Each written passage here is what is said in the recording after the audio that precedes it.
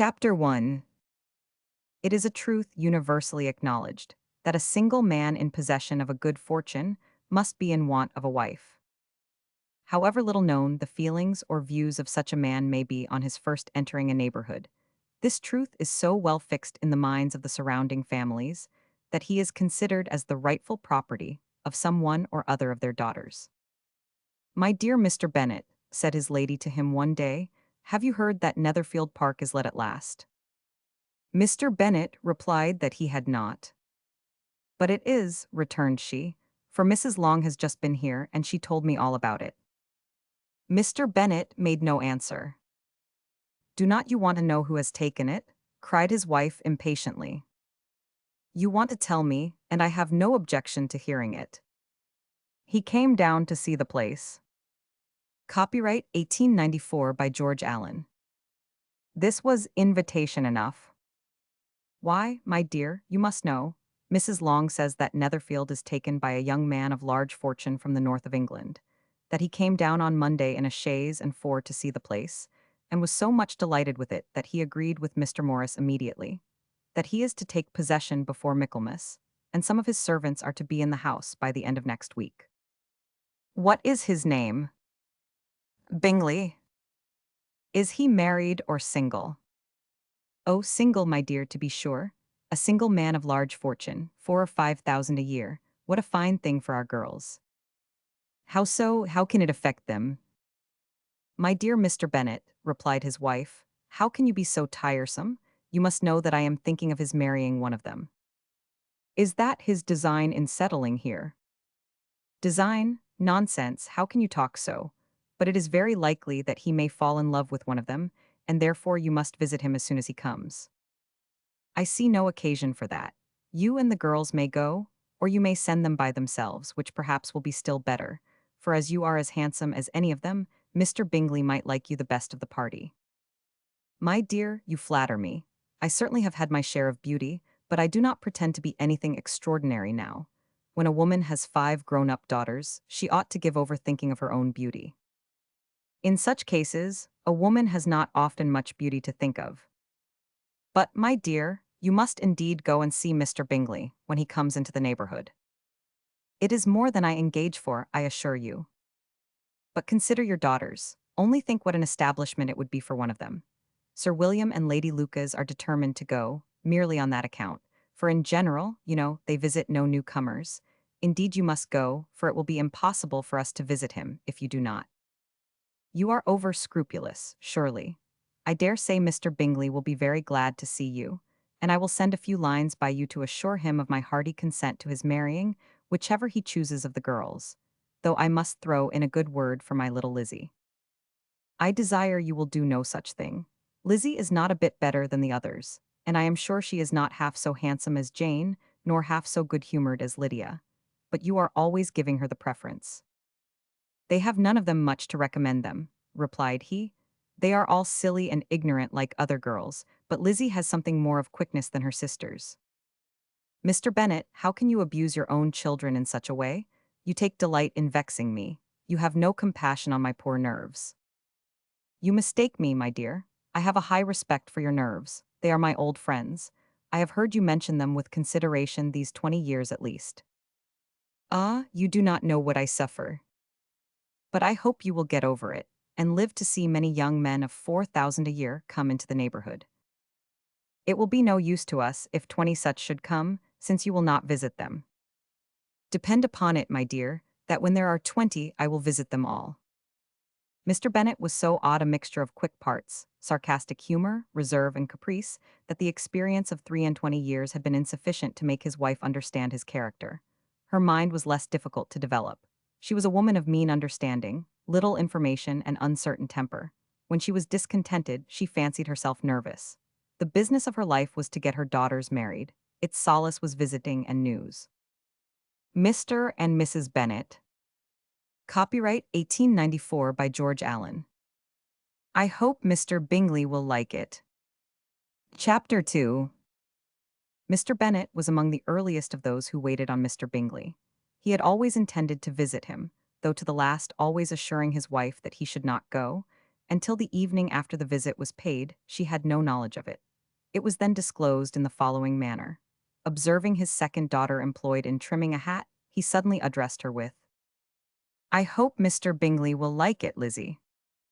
"We are not in a way to know what Mr. Bingley likes," said her mother resentfully, "since we are not to visit."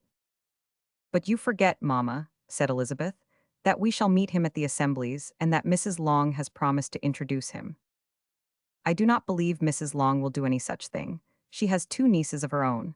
She is a selfish, hypocritical woman, and I have no opinion of her." "No more have I," said Mr. Bennet, "and I am glad to find that you do not depend on her serving you." Mrs. Bennet deigned not to make any reply, but, unable to contain herself, began scolding one of her daughters. "Don't keep coughing so, Kitty, for heaven's sake. Have a little compassion on my nerves, you tear them to pieces." "Kitty has no discretion in her coughs," said her father. "She times them ill." "I do not cough for my own amusement," replied Kitty fretfully. "When is your next ball to be, Lizzie?" "Tomorrow fortnight." "Aye, so it is," cried her mother, "and Mrs. Long does not come back till the day before, so it will be impossible for her to introduce him, for she will not know him herself." "Then, my dear, you may have the advantage of your friend, and introduce Mr. Bingley to her." "Impossible, Mr. Bennet, impossible, when I am not acquainted with him myself. How can you be so teasing?" "I honor your circumspection. A fortnight's acquaintance is certainly very little. One cannot know what a man really is by the end of a fortnight. But if we do not venture, somebody else will, and after all, Mrs. Long and her nieces must stand their chance. And therefore, as she will think it an act of kindness, if you decline the office, I will take it on myself." The girls stared at their father. Mrs. Bennet said only, "Nonsense, nonsense." "What can be the meaning of that emphatic exclamation?" cried he. "Do you consider the forms of introduction and the stress that is laid on them as nonsense? I cannot quite agree with you there. What say you, Mary? For you are a young lady of deep reflection, I know, and read great books and make extracts."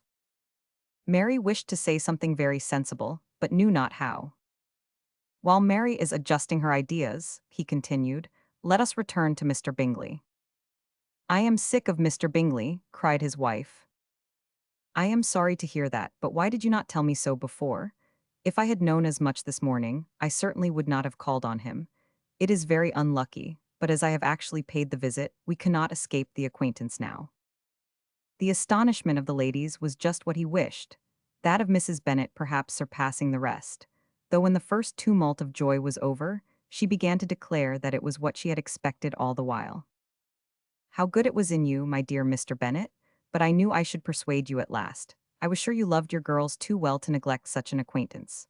Well, how pleased I am, and it is such a good joke, too, that you should have gone this morning, and never said a word about it till now." "Now, Kitty, you may cough as much as you choose," said Mr. Bennet, and as he spoke he left the room, fatigued with the raptures of his wife. "What an excellent father you have, girls," said she, when the door was shut. "I do not know how you will ever make him amends for his kindness, or me either, for that matter. At our time of life it is not so pleasant, I can tell you, to be making new acquaintances every day, but for your sakes we would do anything. Lydia, my love, though you are the youngest, I dare say Mr. Bingley will dance with you at the next ball." "Oh," said Lydia stoutly, "I am not afraid, for though I am the youngest, I'm the tallest." The rest of the evening was spent in conjecturing how soon he would return Mr. Bennet's visit, and determining when they should ask him to dinner. "I'm the tallest." He rode a black horse.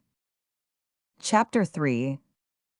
Not all that Mrs. Bennet, however, with the assistance of her 5 daughters, could ask on the subject, was sufficient to draw from her husband any satisfactory description of Mr. Bingley. They attacked him in various ways, with barefaced questions, ingenious suppositions, and distant surmises, but he eluded the skill of them all, and they were at last obliged to accept the second-hand intelligence of their neighbour, Lady Lucas. Her report was highly favourable. Sir William had been delighted with him. He was quite young, wonderfully handsome, extremely agreeable, and to crown the whole, he meant to be at the next assembly with a large party. Nothing could be more delightful. To be fond of dancing was a certain step towards falling in love, and very lively hopes of Mr. Bingley's heart were entertained. "If I can but see one of my daughters happily settled at Netherfield," said Mrs. Bennet to her husband, "and all the others equally well married, I shall have nothing to wish for.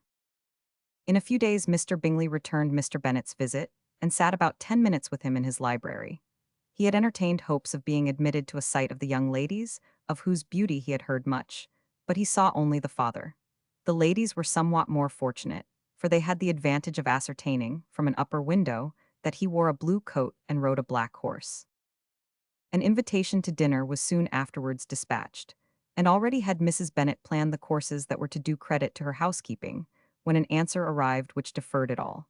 Mr. Bingley was obliged to be in town the following day, and consequently unable to accept the honor of their invitation, etc. Mrs. Bennet was quite disconcerted.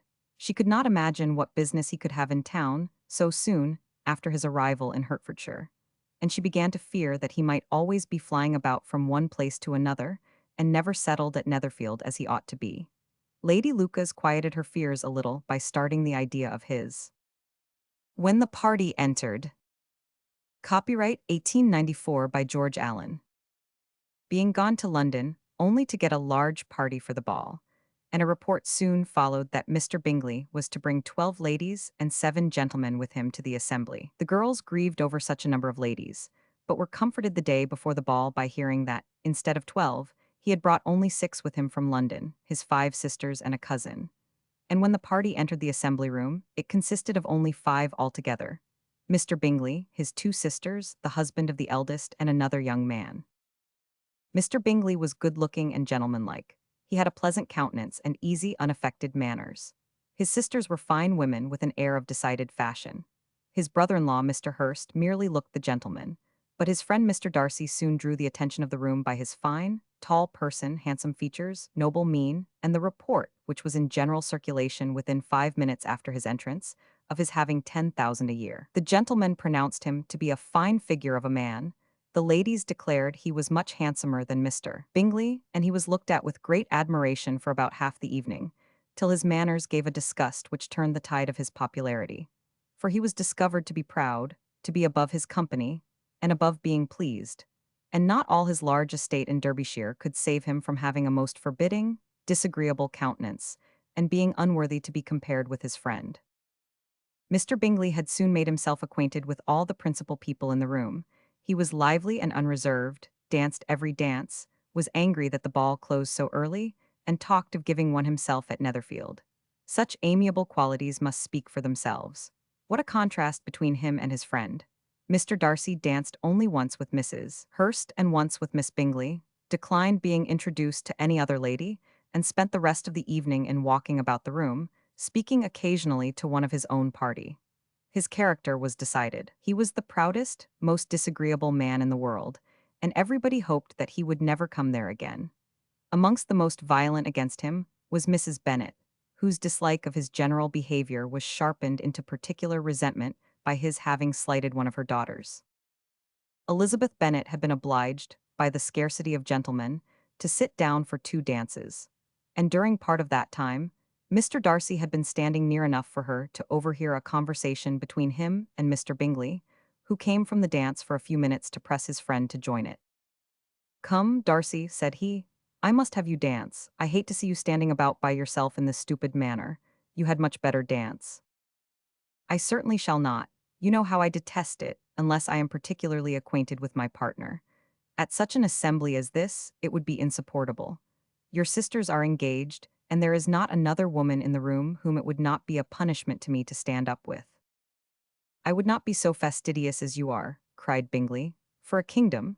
Upon my honor, I never met with so many pleasant girls in my life as I have this evening, and there are several of them, you see, uncommonly pretty." "You are dancing with the only handsome girl in the room," said Mr. Darcy, looking at the eldest Miss Bennet. "Oh, she is the most beautiful creature I ever beheld, but there is one of her sisters sitting down just behind you, who is very pretty, and I dare say very agreeable. Do let me ask my partner to introduce you."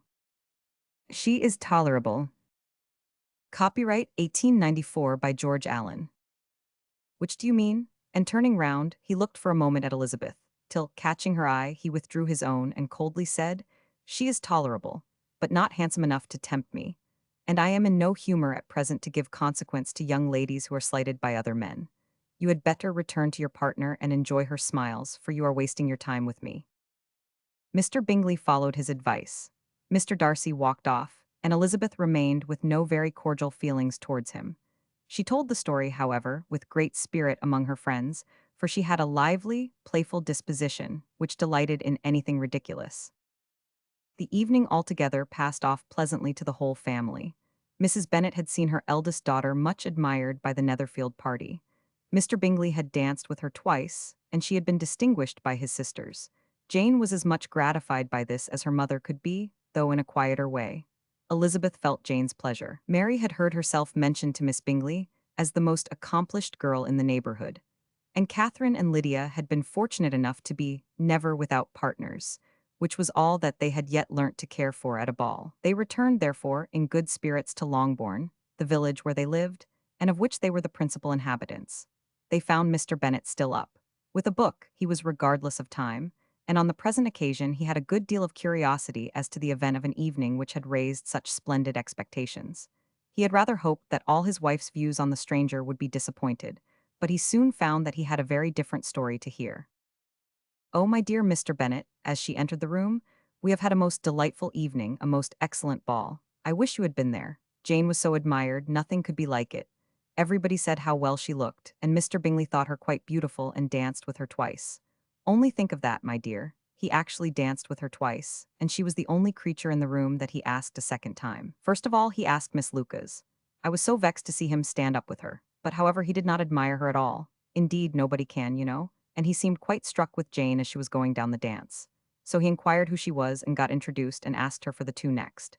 Then the 2/3 he danced with Miss King, and the 2/4 with Maria Lucas, and the 2/5 with Jane again, and the 2/6 with Lizzie and the Boulanger.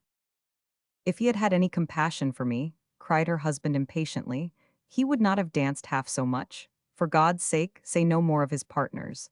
Oh, that he had sprained his ankle in the first dance." "Oh, my dear," continued Mrs. Bennet, "I am quite delighted with him. He is so excessively handsome, and his sisters are charming women. I never in my life saw anything more elegant than their dresses. I dare say the lace upon Mrs. Hurst's gown—" Here she was interrupted again. Mr. Bennet protested against any description of finery. She was therefore obliged to seek another branch of the subject, and related, with much bitterness of spirit and some exaggeration, the shocking rudeness of Mr. Darcy. "But I can assure you," she added, "that Lizzie does not lose much by not suiting his fancy, for he is a most disagreeable, horrid man, not at all worth pleasing. So high and so conceited that there was no enduring him. He walked here and he walked there, fancying himself so very great, not handsome enough to dance with. I wish you had been there, my dear, to have given him one of your set-downs. I quite detest the man." Chapter 4. When Jane and Elizabeth were alone, the former, who had been cautious in her praise of Mr. Bingley before, expressed to her sister how very much she admired him.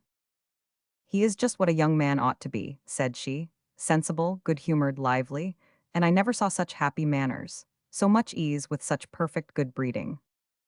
"He is also handsome," replied Elizabeth, "which a young man ought likewise to be if he possibly can. His character is thereby complete.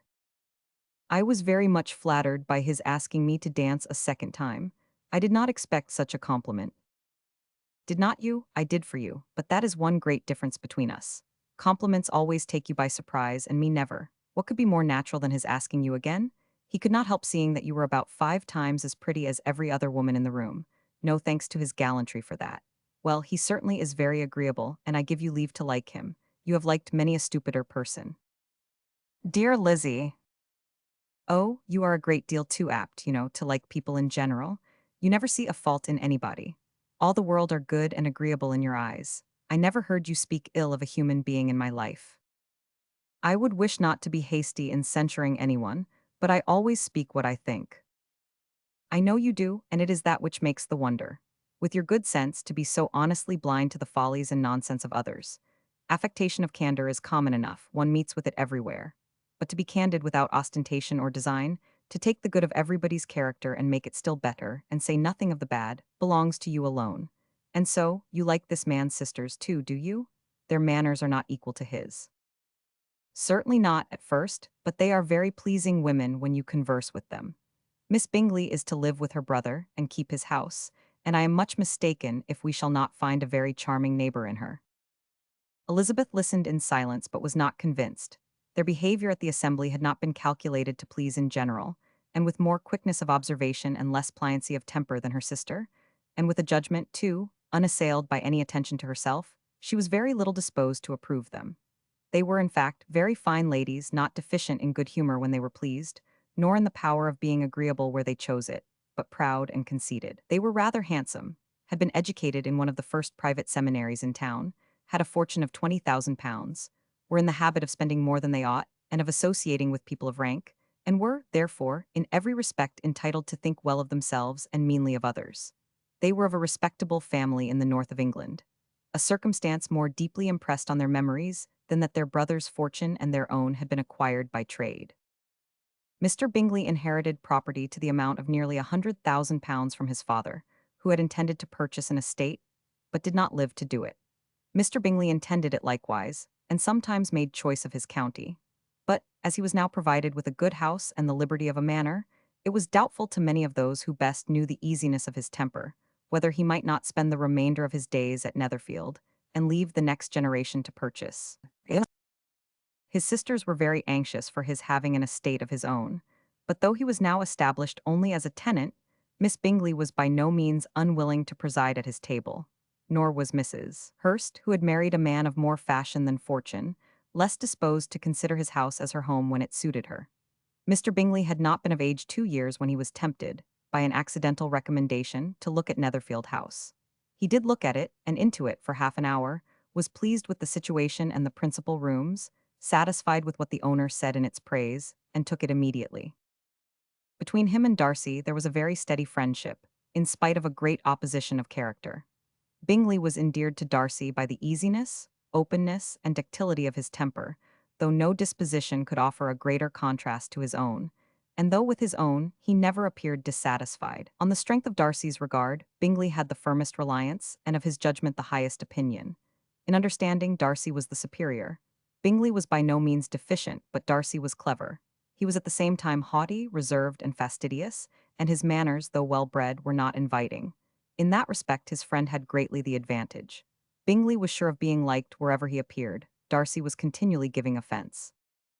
The manner in which they spoke of the Meryton assembly was sufficiently characteristic. Bingley had never met with pleasanter people or prettier girls in his life. Everybody had been most kind and attentive to him. There had been no formality, no stiffness. He had soon felt acquainted with all the room, and as to Miss Bennet, he could not conceive an angel more beautiful. Darcy, on the contrary, had seen a collection of people in whom there was little beauty and no fashion, for none of whom he had felt the smallest interest, and from none received either attention or pleasure. Miss Bennet he acknowledged to be pretty, but she smiled too much. Mrs. Hurst and her sister allowed it to be so, but still they admired her and liked her, and pronounced her to be a sweet girl, and one whom they should not object to know more of. Miss Bennet was therefore established as a sweet girl, and their brother felt authorized by such commendation to think of her as he chose. Chapter 5. Within a short walk of Longbourn lived a family with whom the Bennets were particularly intimate. Sir William Lucas had been formerly in trade in Meryton, where he had made a tolerable fortune, and risen to the honour of knighthood by an address to the king during his mayoralty. The distinction had, perhaps, been felt too strongly. It had given him a disgust to his business and to his residence in a small market town, and, quitting them both, he had removed with his family to a house about a mile from Meryton, denominated from that period Lucas Lodge, where he could think with pleasure of his own importance and, unshackled by business, occupy himself solely in being civil to all the world. For, though elated by his rank, it did not render him supercilious. On the contrary, he was all attention to everybody. By nature inoffensive, friendly, and obliging, his presentation at St. James's had made him courteous. Lady Lucas was a very good kind of woman, not too clever to be a valuable neighbor to Mrs. Bennet. They had several children. The eldest of them, a sensible, intelligent young woman, about 27, was Elizabeth's intimate friend. That the Miss Lucases and the Miss Bennets should meet to talk over a ball was absolutely necessary, and the morning after the assembly brought the former to Longbourn to hear and to communicate. "You began the evening well, Charlotte," said Mrs. Bennet with civil self-command to Miss Lucas. "You were Mr. Bingley's first choice." Yes, but he seemed to like his second better. Oh, you mean Jane, I suppose, because he danced with her twice. To be sure, that did seem as if he admired her. Indeed, I rather believe he did. I heard something about it, but I hardly know what, something about Mr. Robinson. Perhaps you mean what I overheard between him and Mr. Robinson. Did not I mention it to you? Mr. Robinson, asking him how he liked our Muriton assemblies, and whether he did not think there were a great many pretty women in the room, and which he thought the prettiest. And his answering immediately to the last question, oh, the eldest Miss Bennet, beyond a doubt. There cannot be two opinions on that point.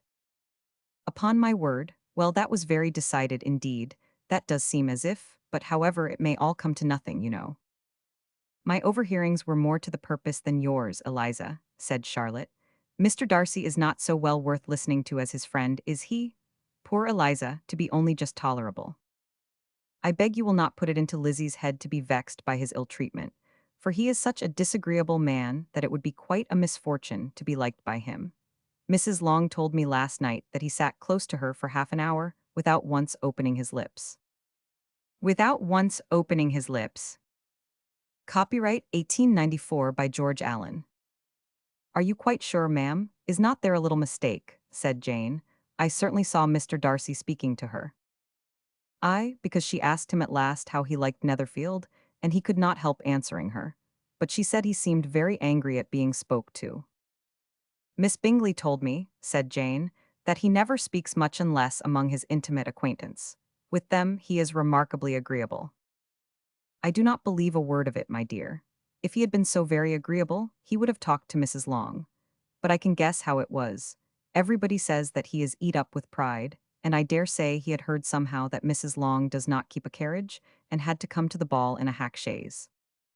I do not mind his not talking to Mrs. Long, said Miss Lucas, but I wish he had danced with Eliza. Another time, Lizzie, said her mother, I would not dance with him if I were you.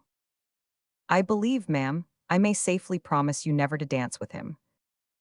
His pride, said Miss Lucas, does not offend me so much as pride often does, because there is an excuse for it. One cannot wonder that so very fine a young man, with family, fortune, everything in his favor, should think highly of himself. If I may so express it, he has a right to be proud. That is very true, replied Elizabeth, and I could easily forgive his pride if he had not mortified mine. Pride, observed Mary, who piqued herself upon the solidity of her reflections, is a very common failing, I believe. By all that I have ever read, I am convinced that it is very common indeed, that human nature is particularly prone to it, and that there are very few of us who do not cherish a feeling of self-complacency on the score of some quality or other, real or imaginary.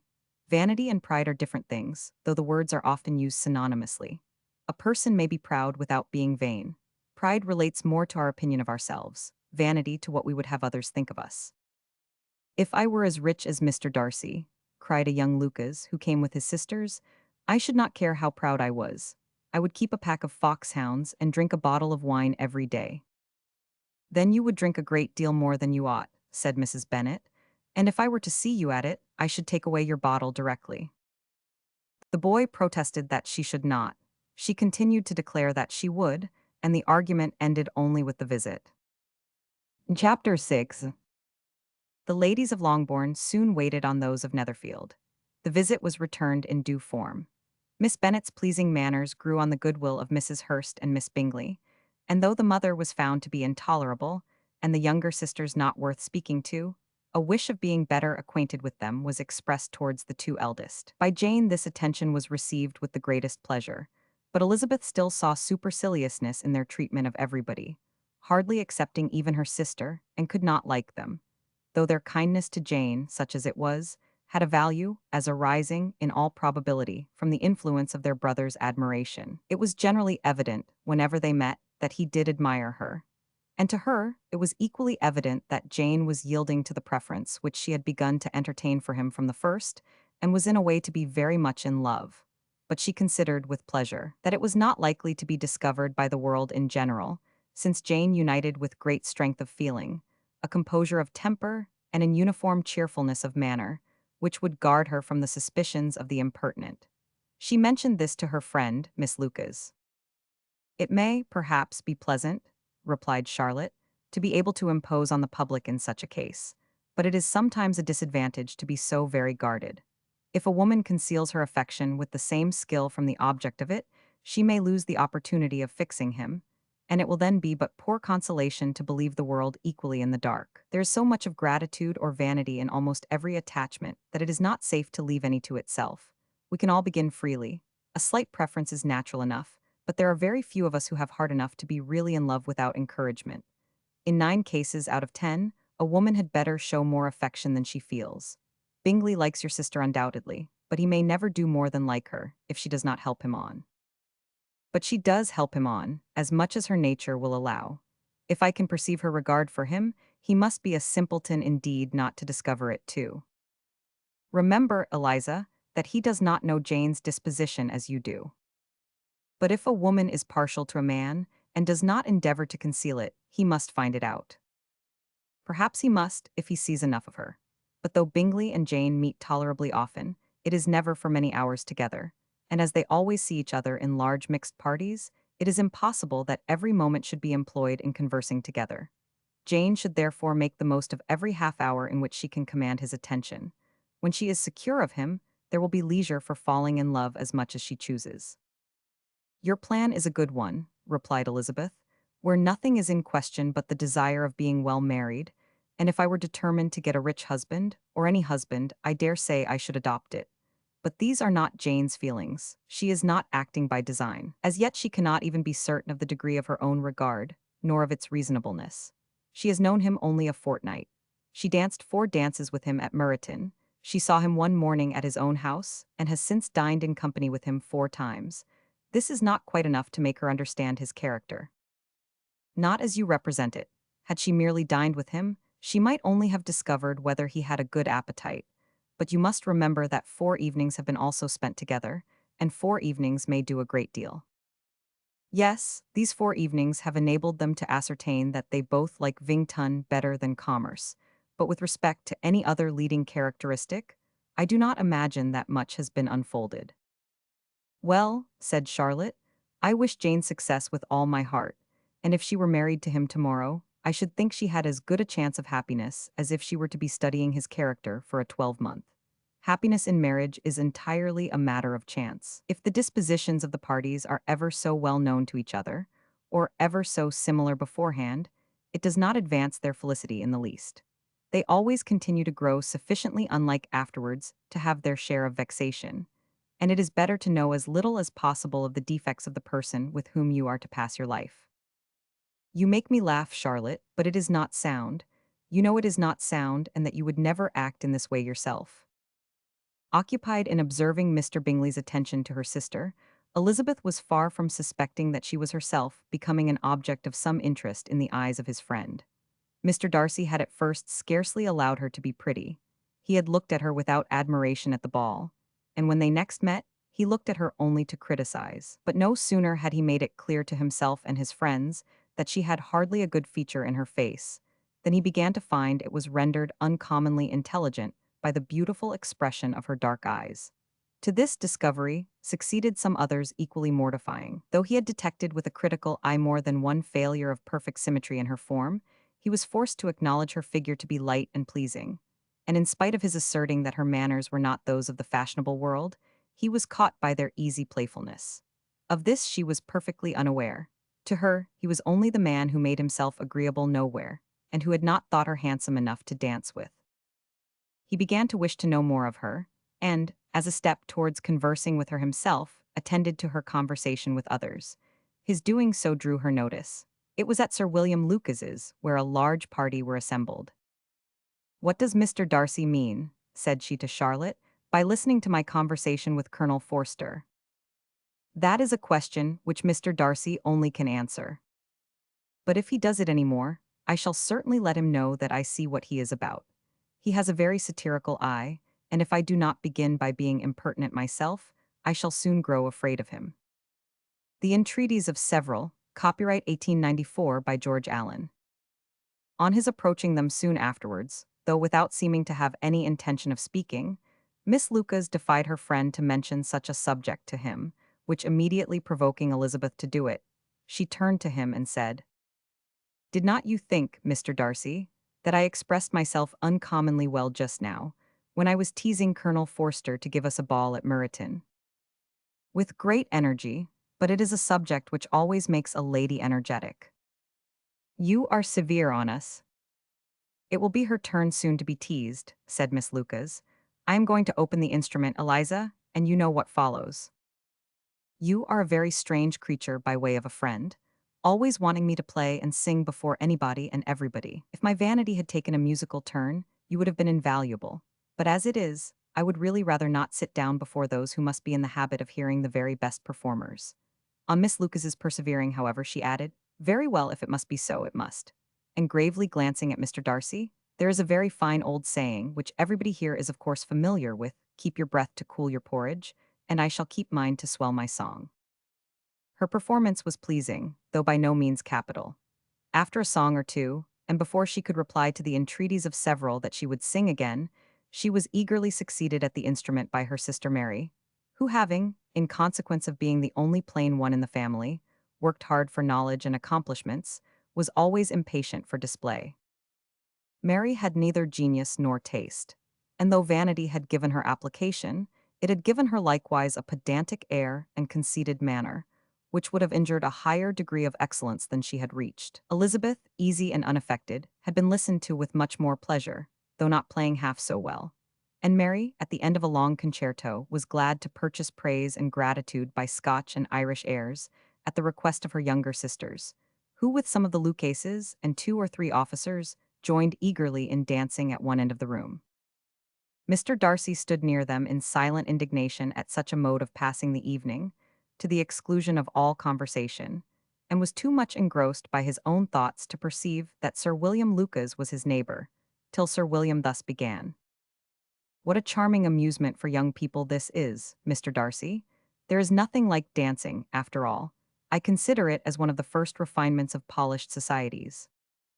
Certainly, sir, and it has the advantage also of being in vogue amongst the less polished societies of the world. Every savage can dance. Sir William only smiled.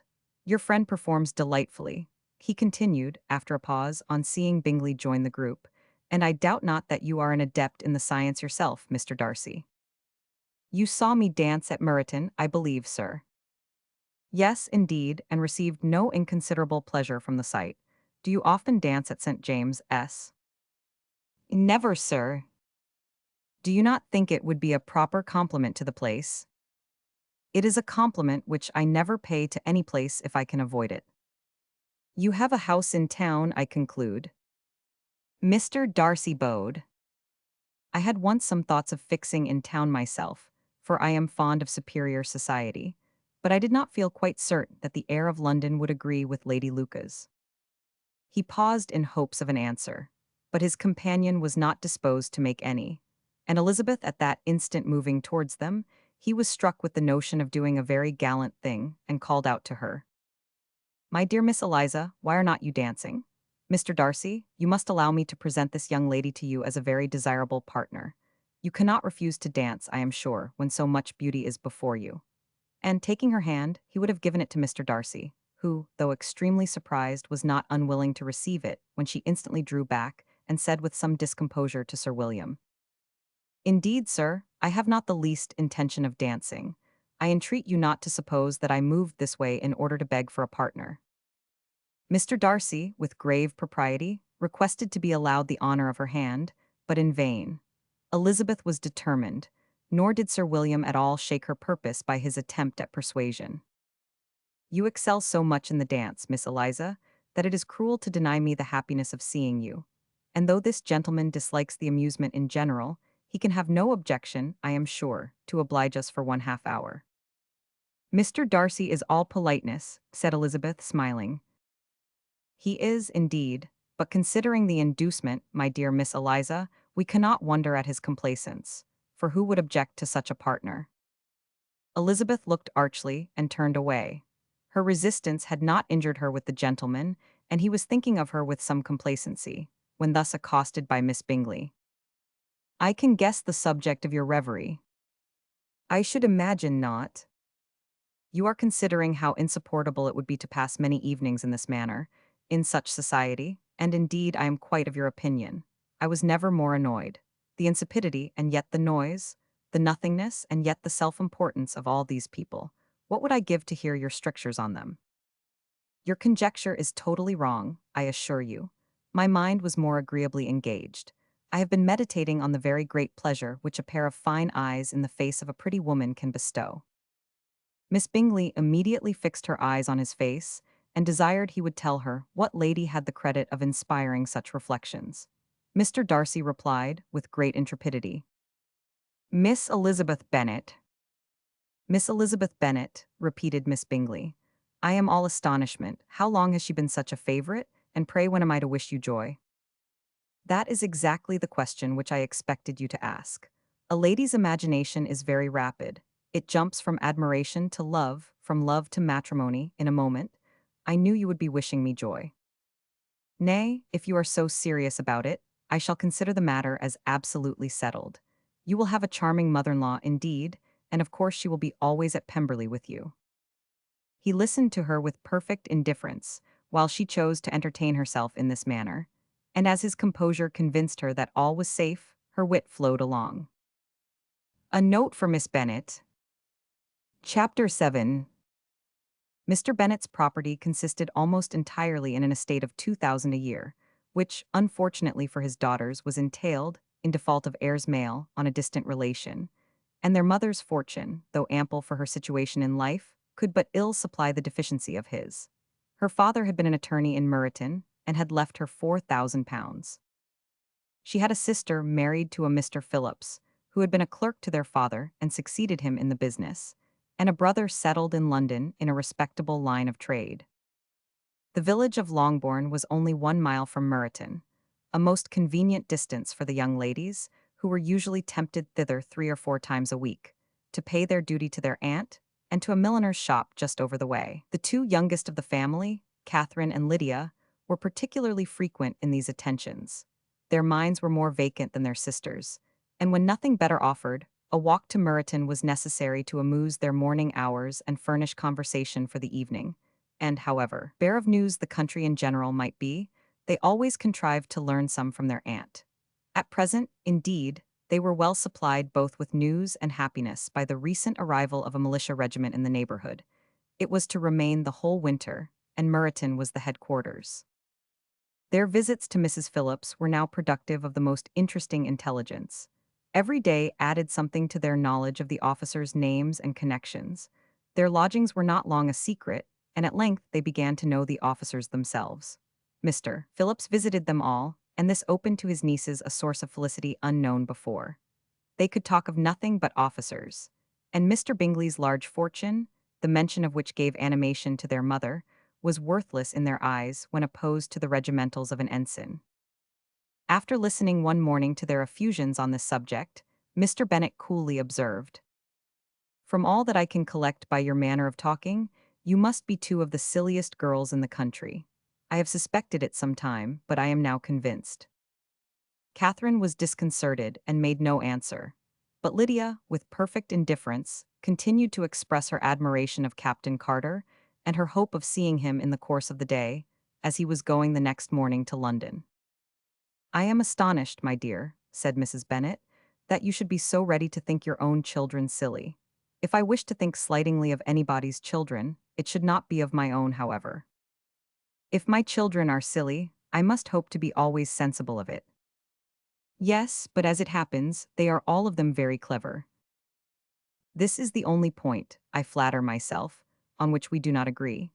I had hoped that our sentiments coincided in every particular, but I must so far differ from you as to think our two youngest daughters uncommonly foolish. My dear Mr. Bennet, you must not expect such girls to have the sense of their father and mother. When they get to our age, I dare say they will not think about officers any more than we do. I remember the time when I liked a red coat myself very well, and indeed, so I do still at my heart. And if a smart young colonel, with 5 or 6 thousand a year, should want one of my girls, I shall not say nay to him. And I thought Colonel Forster looked very becoming the other night at Sir William's in his regimentals. Mamma, cried Lydia, my aunt says that Colonel Forster and Captain Carter do not go so often to Miss Watson's as they did when they first came. She sees them now very often standing in Clark's library. Mrs. Bennet was prevented replying by the entrance of the footman with a note for Miss Bennet. It came from Netherfield, and the servant waited for an answer. Mrs. Bennet's eyes sparkled with pleasure, and she was eagerly calling out, while her daughter read. "Well, Jane, who is it from? What is it about? What does he say? Well, Jane, make haste and tell us, make haste, my love." "It is from Miss Bingley," said Jane, and then read it aloud. "My dear friend, if you are not so compassionate as to dine today with Louisa and me, we shall be in danger of hating each other for the rest of our lives, for a whole day's tete-a-tete between two women can never end without a quarrel. Come as soon as you can on the receipt of this. My brother and the gentlemen are to dine with the officers. Yours ever, Caroline Bingley." "With the officers," cried Lydia. "I wonder my aunt did not tell us of that." "Dining out," said Mrs. Bennet. "That is very unlucky." "Can I have the carriage?" said Jane. "No, my dear, you had better go on horseback, because it seems likely to rain, and then you must stay all night."